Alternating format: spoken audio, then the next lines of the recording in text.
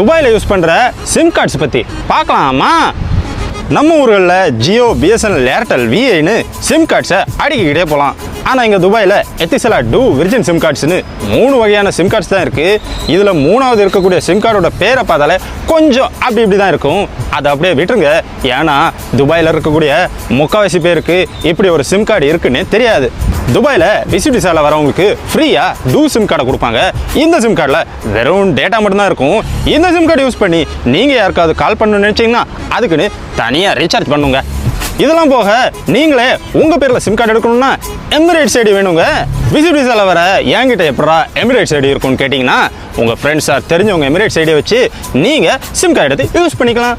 Recharge பற்றி பார்த்தீங்கன்னா ஊரில் 28 டேஸுக்கு 2 GB டேட்டாவும் அன்லிமிட்டட் கால்ஸும் வெறும் 299 கொடுக்குறாங்க. இதுவே துபாயில் பார்த்தீங்கன்னா டேட்டாவுக்கு மட்டுமே 49 திராம்ஸுக்கு ரீசார்ஜ் பண்ணும். அப்போ